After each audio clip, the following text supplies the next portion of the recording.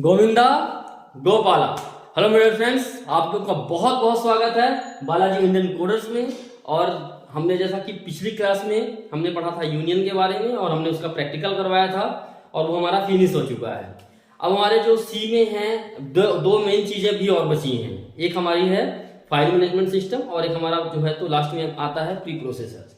उनको हम पढ़ा लेंगे, उसके बाद सी एंड हो जाएगा। तो हमारा जो है तो नेक्स्ट क्लास है फाइल मैनेजमेंट सिस्टम। तो हम लिखते हैं यहाँ पे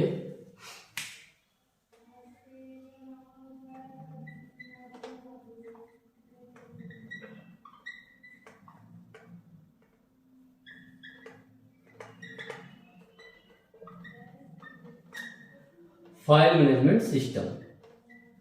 फाइल मैनेजमेंट सिस्टम क्या है? फाइल बनाना है, फाइल को तैयार करना, उसको यूज करना, उसको जो है तो ओपन करना, उसको रीड करना, उसको डिलीट करना, ये सारी चीजें होती हैं। ये सारी चीजें हम कैसे करेंगे? सी का यूज करके। ये हम सब जो है तो सी का यूज करके करेंगे। तो बेसिकली हमें फाइल मैनेजमेंट की जरूरत क्यों पड़ी? हम तो सिंपल वैसे ही कर पा रहे हैं काम। तो फाइल मैनेजमेंट की जरूरत हमें क्यों पड़ती है? क्योंकि जब हमारे पास ज्यादा वैल्यूम ऑफ डेटा हो जाता है लिखने के लिए और फिर हम उसको सेव करते हैं, तो सेव करने के उसको रन करने के बाद उसको जैसे ही बंद करते हैं टर्मिनल को, वैसे ही उसका इरेज हो जाता है।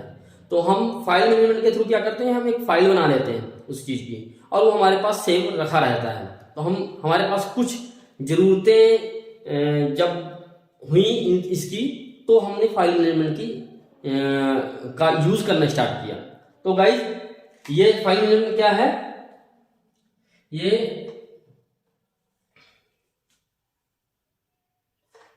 पहले हम क्या करते थे, जो प्रिंटफ है, printf and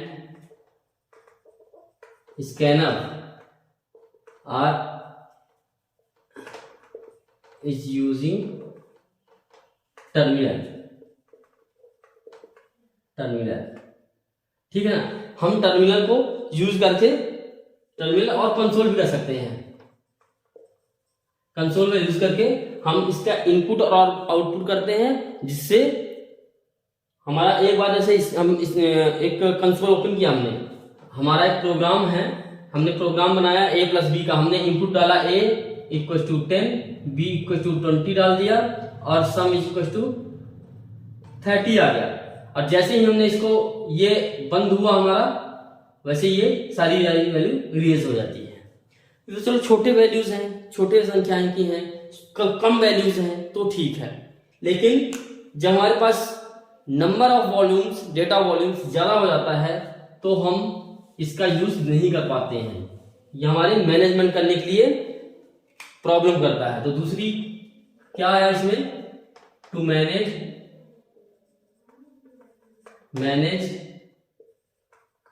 large volume of data and instruction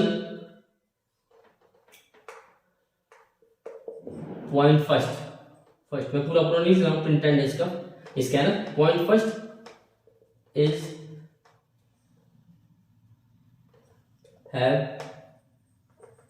have some problem with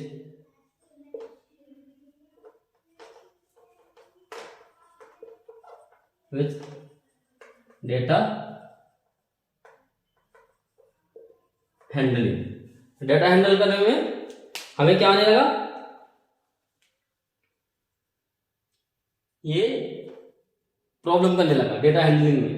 manage large volume of data, large volume. जैसे आप मान लो एक एग्जांपल, सपोज दैट आपको हर बार एक एप्लीकेशन, हर स्टूडेंट के लिए एप्लीकेशन लिखना है, ठीक है ना? हर एक स्टूडेंट के लिए या उनके पेरेंट्स को एक लेटर लिख के भेजना है, तो आपको जो है तो कितना टाइम लगेगा?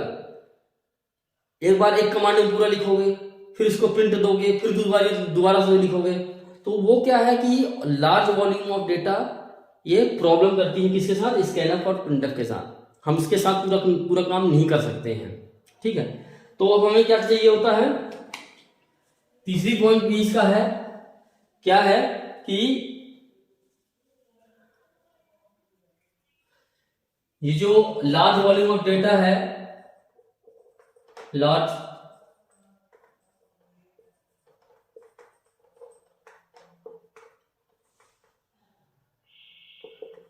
using in real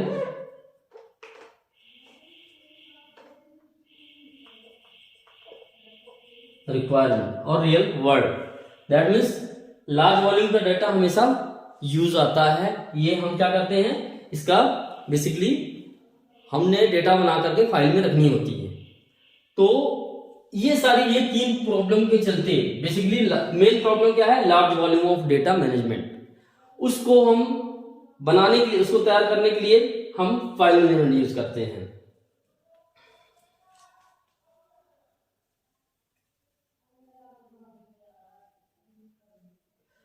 तो इसका जो मेन हम कह सकते हैं, जो मेन डिसएडवांटेज है वो टू मेजर पार्ट है, two major problem. Two major problem क्या कौन सा है, पहला है टाइम कंज्यूमिंग, हम इसको मैनेज करते हैं तो large value time consuming for large volume of data. Large volume of data में अगर हम इसको मैनेज करना चाहते हैं तो टाइम कंज्यूम होता है, होने के लिए हो जाएगा बट टाइम कंज्यूम होगा। और दूसरा क्या है, दूसरा हमारा क्या है, आफ्टर फिनिश, आफ्टर फिनिश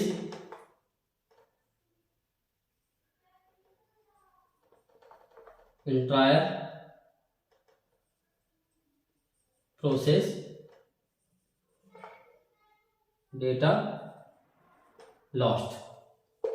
एक बार पूरा इंटायर प्रोसेस खत्म हो गया, एक बार एप्लीकेशन रन कर दिया हमने और उसमें एप्लीकेशन टाइप कर दिया और उसको हमने क्लिक किया, प्रिंट आउट चला गया, उसके बाद हमारा वो प्रोसेस खत्म हो गया। वो एप्लीकेशन में हमने जो लिखा था, हमें मान लो कि केवल नाम ही बस चेंज करना है ना, स्टूडेंट का या पेरेंट्स का जो भी नाम चेंज करना है तो केवल नाम बस चेंज करना है, लेकिन डेटा हमारा सारा का सारा रिक्वेस्ट सेम ही होगा। तो उस कंडीशन में हमारे पास फिर दोबारा हमें लिखना पड़ेगा। तो इन सब चीजों को ओवरकम करने के लिए यूज किया जाता है फाइल मैनेजमेंट सिस्टम। इन जो डिसएडवांटेज है या प्रॉब्लम है, इश्यूज हैं, उसको ठीक करने के लिए लिखा जाता है क्या, फाइल मैनेजमेंट सिस्टम।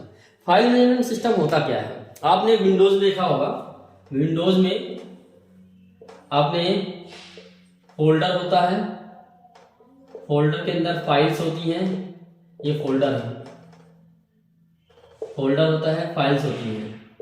फाइल में आपका text file TXT text file है,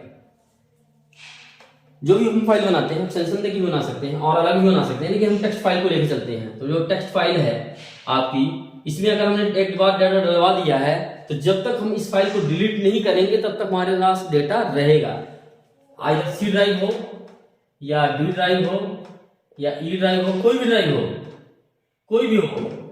अगर हमारा कहीं नहीं फाइल पड़ा हुआ है, जब तक कि हमारा लैपटॉप सही है, दिक्कत नहीं कर रहा किसी ड्राइव में, तब तक, और जब तक कि हम डिलीट नहीं करेंगे इसको, तब तक कि ये कोई प्रॉब्लम नहीं करेगा, ये यहाँ पे हमारे पास यथावत पड़ी रहेगी। और इस टेक्स्ट फाइल को हम बार बार यूज कर सकते हैं, बार बार, कई बार, जितनी बार हमें रिक्वायरमेंट है उतनी बार हम इसको यूज कर सकते हैं। ये तो हो गई, चलो आपकी यूजुअली आप जो ऑपरेट करते हो, आप जो है लिखते हो, कॉपी पेस्ट जो भी फाइल बनाते हो, वो सारी यूजुअली आप विंडो में कर लेते हो, ठीक है, अच्छी बात है, यूनिक्स लिनक्स में कर लेते हो, ठीक है, अच्छी बात है। लेकिन आप सी का यूज कैसे करके सी लैंग्वेज का यूज करके इन सारी चीजों को सी लैंग्वेज का यूज करके करना है, सी लैंग्वेज का यूज करके करना है अपने को, ये हम पढ़ने वाले हैं। सी लैंग्वेज का यूज करके हम बनाएंगे क्या, फाइल बनाएंगे, फाइल के बाद हम उसको ओपन करेंगे, रीड करेंगे, राइट करेंगे, बंद करेंगे, इस तरीके से हमें प्रोसेस होता है पूरा पूरा। तो अभी हम लिखते हैं इसके ऑपरेशंस लिखते हैं।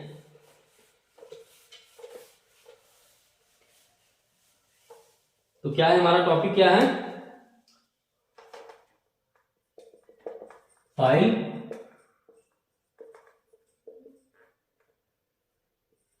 ऑपरेशंस। पहला क्या है, फाइल नेमिंग। तो file naming,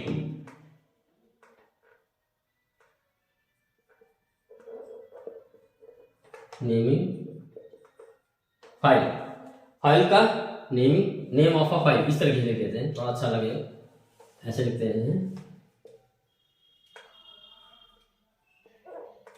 name of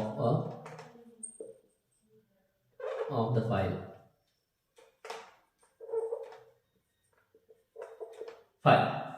name of the file.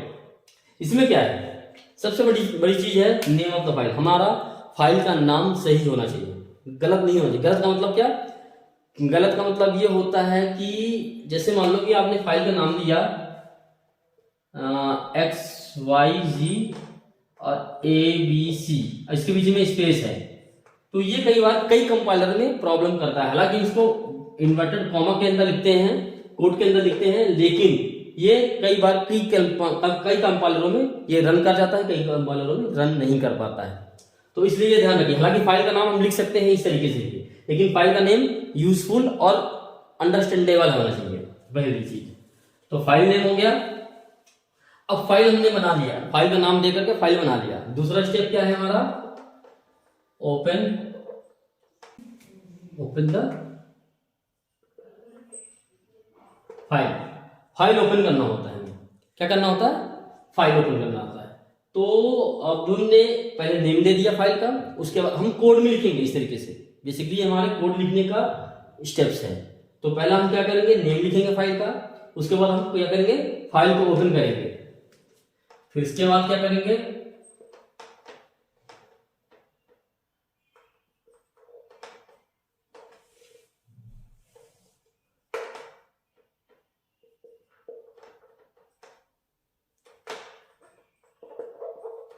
Right in the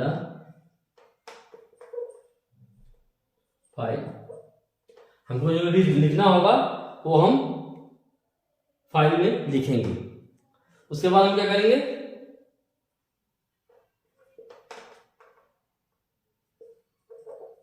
read the file. हम फाइल को रीड करेंगे। अच्छा, हमारा जो है ना, पहले हम रीड करेंगे हमेशा, ध्यान रखिएगा। हालांकि हमारे पास मोड होता है, हम मोड लिखते हैं, या तो हमारा थर्ड पहला हो सकता है या फोर्थ पहला हो सकता है, कुछ भी। तो रीड द फाइल,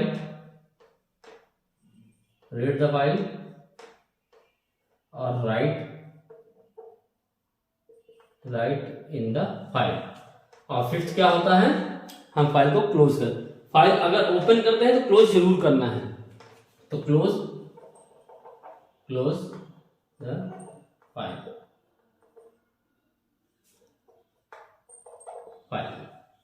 ये 5 स्टेप्स हैं, ये हमें ऑपरेशंस करने, फाइल ऑपरेशन करने के लिए करना ही करना होता है। इसको हमें भूलना नहीं है। ये हमें, हमारे सारे स्टेप्स हैं। ये 3 और 4 जो हैं आपस में इंटरचेंज हो सकते हैं, बाकी ये जो स्टेप्स हैं सारे सारे ये करने ही करने पड़ेंगे। फाइल नेम एक बार हमने दे दिया, उसके बाद हमने फाइल को ओपन कर दिया, फाइल को रीड करेंगे या राइट करेंगे, दोनों में से कोई एक चीज करेंगे, पहले या बाद में करेंगे, और 5वां जो है तो क्लोज करेंगे। तो ये दोनों जो है तो या तो हम इसको करेंगे या तो इसको करेंगे, लेकिन ये 3 चीजें तो बिल्कुल स्टेप्स में ही रहेंगे और ऐसे ही स्टेप्स में चलेंगे। रीड भी करेंगे तो थर्ड में होगा, राइट करेंगे तो भी थर्ड में होगा, और बाद में करेंगे राइट तो फोर्थ में होगा। बट सीक्वेंस इसका ऑपरेशन का ऐसा ही चलना है। अब हमें फाइल कुछ ऑपरेशंस करने के लिए कुछ स्पेसिफिक फंक्शंस बने हुए हैं। उन फंक्शंस को सी कंपाइलर में डला हुआ है और वो हमें यूज करना होता है। उसके यूज के थ्रू हम फाइल को एक्सेस कर पाते हैं। तो क्या है हमारा यहां पे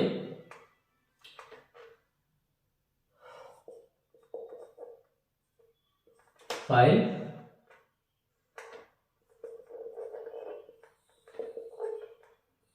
फंक्शंस, कुछ फाइल के फंक्शंस हैं, वो हमें प्रॉपर याद रखने पड़ेंगे।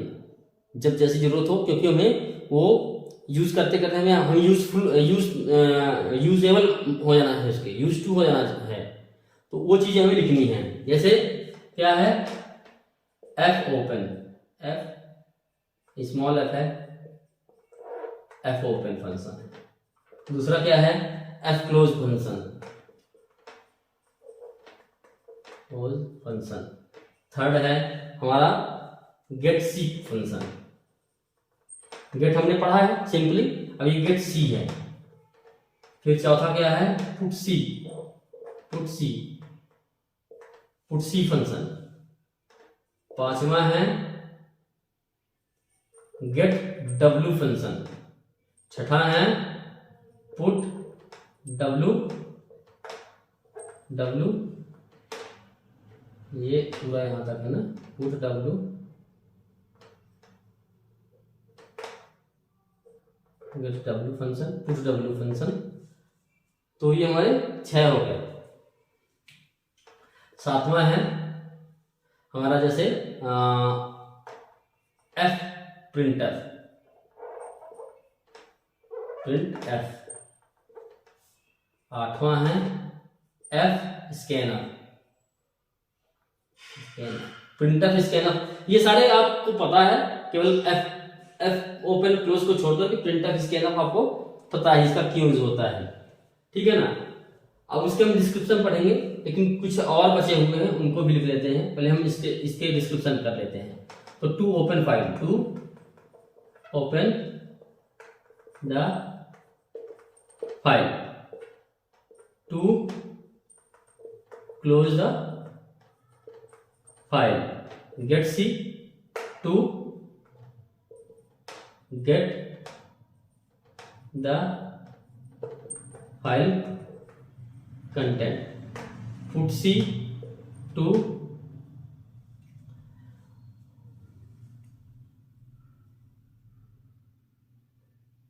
राइट। ये गेट का मतलब रीड है यहां पे, ठीक है ना, read the file content, to write, write the file contents. Get W means to read the integer, ये केवल इंटीजर रीड करता है। गेट डब्ल्यू और पुट डब्ल्यू इंटीजर के लिए है केवल। To read the integer value from file. फिर क्या है आपका, to write the integer value in file. फिर आपका क्या है, एफ प्रिंटर, एफ स्कैनर। इसका क्या मतलब है कि ये जैसे आपका प्रिंटफ काम करता है वैसे ही स्कैनर काम नहीं करता है, लेकिन ये फाइल के लिए काम करता है, फाइल के अंदर रीड करने के लिए और फाइल के अंदर राइट करवाने के लिए ये यूज होता है। Read from file, right from file. नौवां क्या है आप देखिए, F seek, F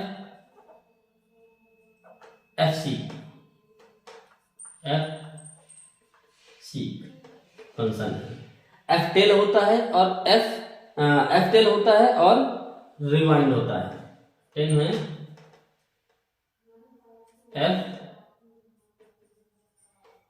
tell function, ये सारे हैं।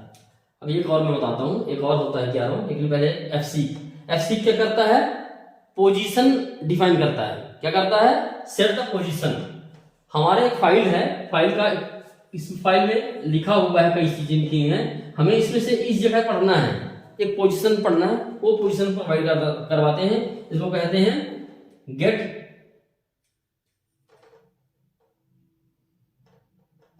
Set the position, set position for the reading, ठीक है ना। रीड और राइट, जो भी किसी के लिए सेट पोजीशन फॉर रीड और राइट एनीथिंग। टेल का क्या मतलब है, गेट द पोजीशन, ये गेट हमें गेट पोजीशन, ये सेट करने के लिए है, ये गेट करने के लिए है, गेट पोजीशन। एक और हमारा है, इसको हम यहां पे लिख देते हैं, 11th नंबर का है रिवाइंड फंक्शन। ये क्या करता है, रिवाइंड में set position from the beginning, ये भी सेट पोजीशन करता है, set position from the beginning. ये 11 फंक्शंस हैं जो कि बहुत इंपॉर्टेंट है और यूज होने हैं फाइल में। हम एक एक करके थोड़ा थोड़ा इनके डिस्कस करेंगे, हर एक चीज को हम अलग अलग नहीं डिस्कस करेंगे, हम एग्जाम्पल टू एग्जाम्पल हम इसके बताते चलेंगे आपको। इसका जो है तो हमारा लगभग हम इनको 3-4 क्लासेस में इसको हम कवर करने की सोचेंगे कि ये पूरा फाइल मैनेजमेंट हमारा एटलीस्ट बेसिक लेवल कंप्लीट हो जाए, क्योंकि ये बहुत बड़ा है। इसमें हमें देखना होता है कि हमें पॉइंटर सेट करना होता है, इसमें पोजीशन निकालने होते हैं, कई चीजें होती हैं, लेकिन बेसिक्स जो है आपके ये फंक्शंस हैं एटलीस्ट ये कवर हो जाए सारे के सारे, ठीक है ना। तो इसमें हम इन चीजों का ध्यान रखते हैं और नेक्स्ट क्लास में जो हम पढ़ेंगे नेक्स्ट क्लास में इसके फंक्शंस के बारे में पढ़ेंगे कि हम कैसे फाइल तैयार करते हैं, थोड़ा सा हम फाइल के बारे में दिखाएंगे, कुछ थोड़ा बहुत ऐसे करके दिखाएंगे जिससे मैं आप लोगों को आवाज समझ में आए। तो गाइस यहाँ पे ये 11 फंक्शंस हैं, ये बिल्कुल याद रखें आप लोग। जो आपको मैंने अभी बताया कि क्यों हम फाइल मैनेजमेंट यूज करते हैं, उस फाइल मैनेजमेंट में क्या ऐसी चीज है जो हमें कुछ प्रॉब्लम्स को ओवरकम करवाती है, किसी प्रॉब्लम से हम उसमें से छूटते हैं। तो गाइस आप लोगों को ये समझ में आना चाहिए बिल्कुल से, अगर फाइल मैनेजमेंट सीखना है तो। और ये इसके बाद इसके बाद तो हालांकि कई चीजें हैं सी में, जैसे हम इसके बाद जो है तो प्री प्रोसेसर पढ़ेंगे, कई चीजें हैं और भी, जैसे आपके ग्राफिक्स हैं, साउंड भी तैयार कर सकते हैं आप अपने सी प्रोग्राम के थ्रू, और ग्राफिक्स तैयार कर सकते हैं, जैसे ओवन हो गया, रेक्टेंगल हो गया, जो भी है आपको ग्राफिक्स भी काम कर सकते हैं। काफी बड़ा सी है, लेकिन हम जो बेसिक पार्ट्स हैं वो पढ़ ले रहे हैं। उसके बाद हमें जो है तो आगे लेवल में जाना है। बेसिकली हमें जो है तो C# या जावा कोई भी एक चीज लेके पढ़ेंगे, हम उसमें .NET भी पढ़ सकते हैं, window application, web application, like that of things, हम इन सब चीजों को कवर करेंगे। मैं आपको क्लास बाय क्लास इसीलिए बता रहा हूँ क्योंकि आप लोगों को हर एक चीज शुरू से समझ में आए, एक ABCD से लेकर के और PhD तक का कोर्स आपको समझ में आए। लास्ट में जो सबसे लास्ट में होगा हमारा क्लासेस होंगी, वो उसमें हम लाइव प्रोजेक्ट के बारे में दिखाएंगे, लाइव प्रोजेक्ट कैसे बनाया किया जाता है। तो आप हमारे साथ बने रहिए इन वीडियोस में और देखते रहिए कि हम कितना क्या चीज पढ़ा रहे हैं और उसको समझिए, जिससे कि आप लोगों को घर बैठे बिठाए एक सॉफ्टवेयर ट्रेनिंग आपको मिल जाएगी सॉफ्टवेयर इंजीनियरिंग की। तो गाइज हम नेक्स्ट क्लास में मिलते हैं। इसके नेक्स्ट क्लास में, ये हमारा क्लास 1 है, पार्ट 1 है, हम पार्ट 2 में मिलते हैं। तब तक के लिए थैंक यू और हम नेक्स्ट वीडियो मिलेंगे। Bye bye.